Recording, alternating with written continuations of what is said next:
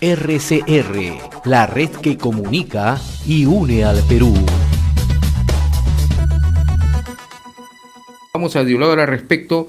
Damos la bienvenida aquí a Enlace Regional al señor Sergio Grez Toso, de esta comunicación desde Chile. Él es historiador, docente universitario, estudioso del movimiento social en Chile. Muchas gracias, señor Sergio Grez, por este contacto. Aquí lo escuchan en el Perú. Bueno, en primer lugar, un gran saludo para la red de comunicación regional del Perú y les agradezco esta nueva llamada. Efectivamente, en Chile se ha producido lo que muchos analistas han denominado como un tsunami electoral.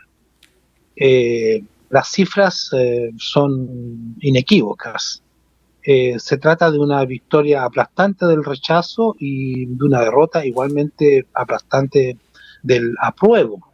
Votó más del 85% del padrón electoral, en buena medida porque el voto en esta oportunidad era obligatorio, so pena de fuerte multa.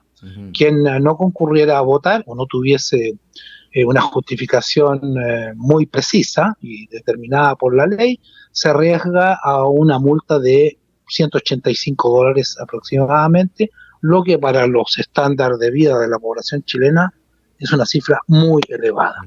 Pues bien, el rechazo obtuvo más de 61,8% del padrón electoral, perdón, de quienes votaron, y el apruebo apenas poco más de 38,1%, lo que significa un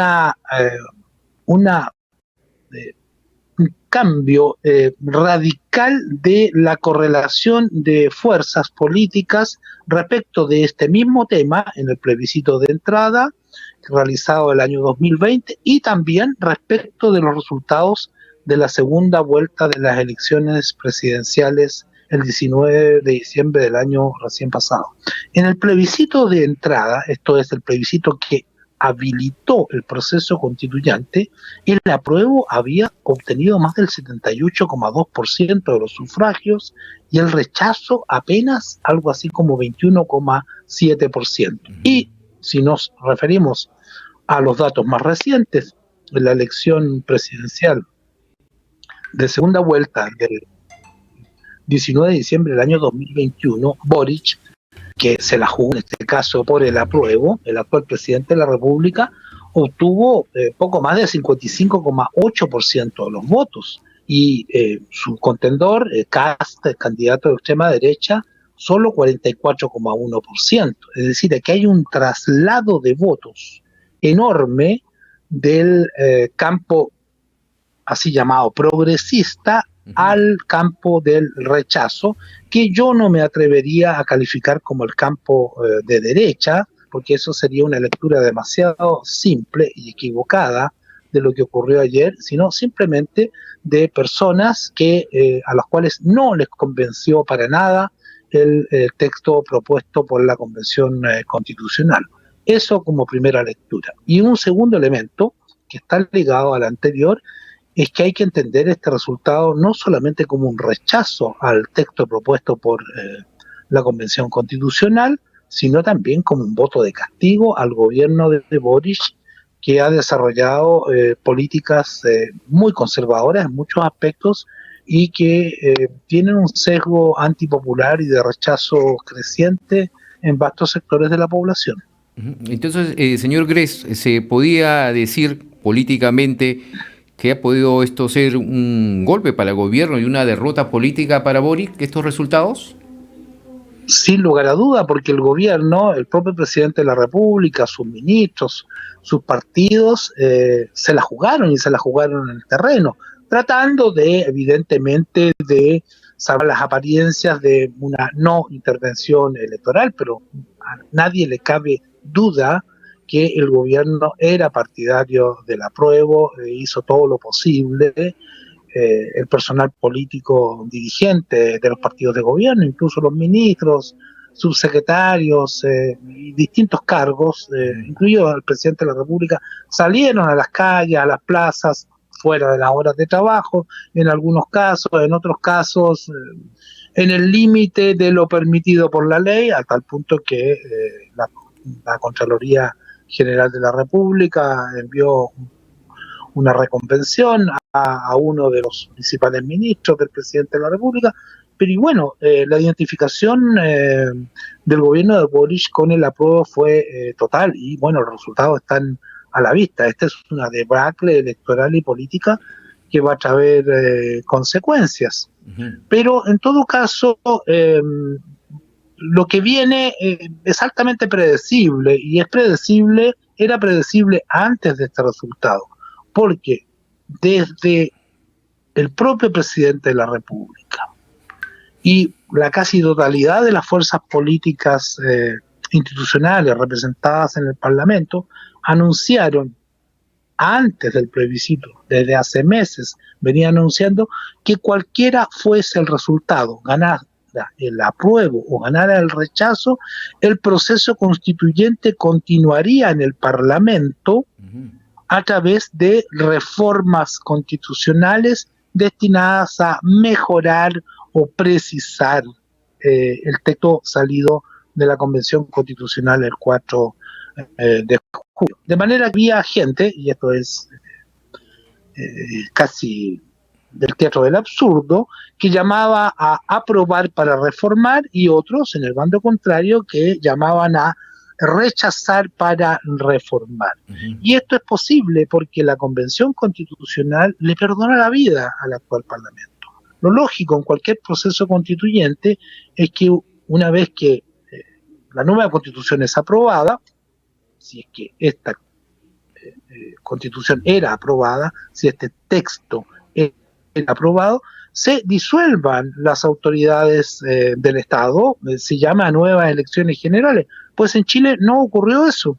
En las disposiciones transitorias del proyecto de nueva Constitución se estipulaba que estas autoridades seguirían sus mandatos hasta el año 2026, lo que significa que ya se sabía que el Parlamento actual continuaría su labor hasta marzo del 2026, así ganar el apruebo, lo que le daba al Parlamento la posibilidad de reformar.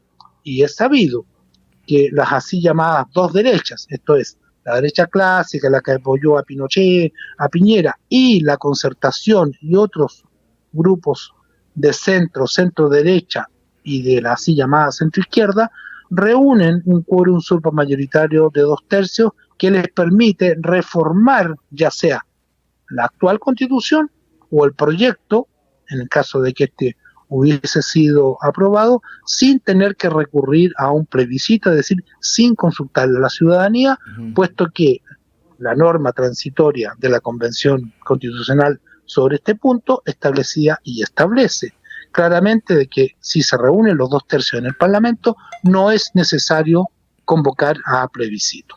De modo tal que tendremos un largo proceso constituyente destinado, si es que la derecha clásica está de acuerdo, si no se bloquea todo, a hacerle algunas reformas, algunos retoques a la Constitución que tenemos desde 1980, la que fue impuesta durante la dictadura de Pinochet, y que, hay que reconocerlo, ha sido reformada en más de 200 aspectos a partir de 1989. Raya para la suma las aspiraciones de cambio social que permitan garantizar derechos sociales mucho más extensos que los pocos que están hoy día supuestamente establecidos, y empezar a sacar a Chile del modelo neoliberal se van a postergar de manera indefinida. Ahora, señor Gress, ¿el gobierno y la oposición podrían llegar a un acuerdo para un nuevo proceso? ¿Lo ve difícil usted? ¿Cuál sería la situación? Esta idea del nuevo proceso es una idea del presidente Boric, ya no está en la reforma constitucional de 2019. Según la lectura más lógica que puede hacerse de esa reforma, si ganaba el rechazo, se mantiene la Constitución actual. Boric lo ha reinterpretado, pero eso es una reinterpretación suya, como que en caso de vencer el rechazo se reinicia o se da inicio a un nuevo proceso constituyente.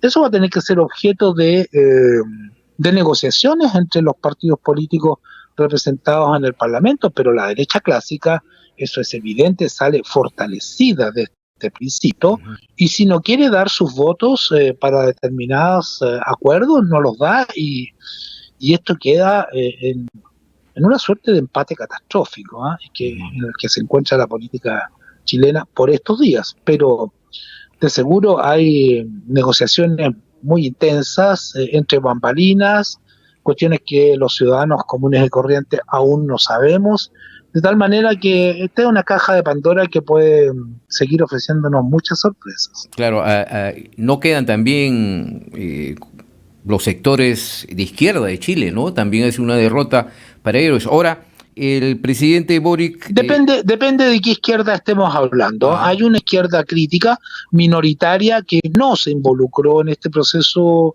constituyente, que fue muy crítica del acuerdo por la paz y la nueva constitución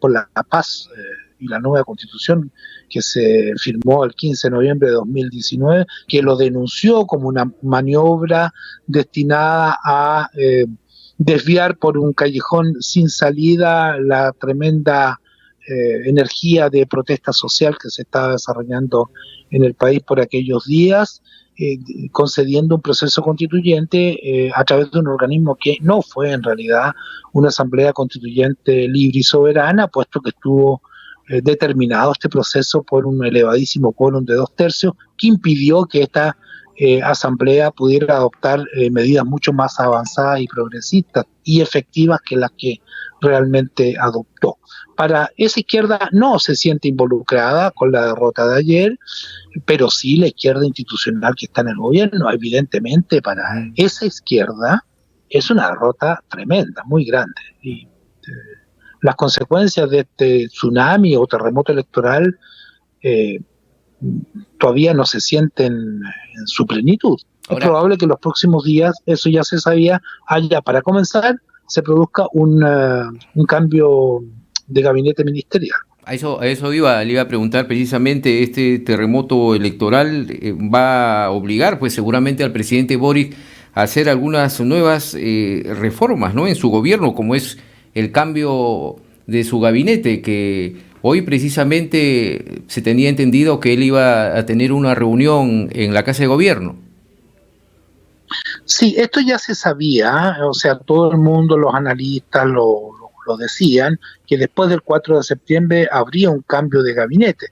El punto es que ante la magnitud del resultado electoral de ayer, es de prever que este cambio ministerial sea mucho más profundo que lo que algunos imaginaban. Es posible además que el cuadro de las alianzas políticas que sostienen al actual gobierno cambie en un sentido de ampliarlo, dándole aún mayor cabida a exponentes de la ex concertación de Partidos por la Democracia, que ya están presentes con mucha fuerza en el gobierno de Boric. Me refiero a gente sobre todo del Partido Socialista, pero también del PPD, del Partido Radical. No sé si un ala de la democracia cristiana será convocada también a ser parte del gobierno, pero es posible que se produzcan algunos cambios y tal vez algunas sorpresas en ese sentido. Bien, señor Sergio Gress, muchas gracias por estas explicaciones para que nos dé a conocer cómo está viviendo actualmente la política después de este rechazo de ayer contundente, ¿no?, de esta propuesta de una nueva constitución que, como usted lo ha calificado, ha sido un terremoto electoral de parte de la decisión de los ciudadanos chilenos. Muchas gracias por este contacto con nuestro país, muy amable. Muy amables ustedes, y espero tener el placer de seguir conversando en nuevas oportunidades. Muchas gracias y hasta pronto. Un abrazo, un saludo aquí desde Perú. Hemos estado con Sergio Gress Toso, historiador, docente universitario, estudioso del movimiento social en Chile. SR, la red que comunica y une al Perú.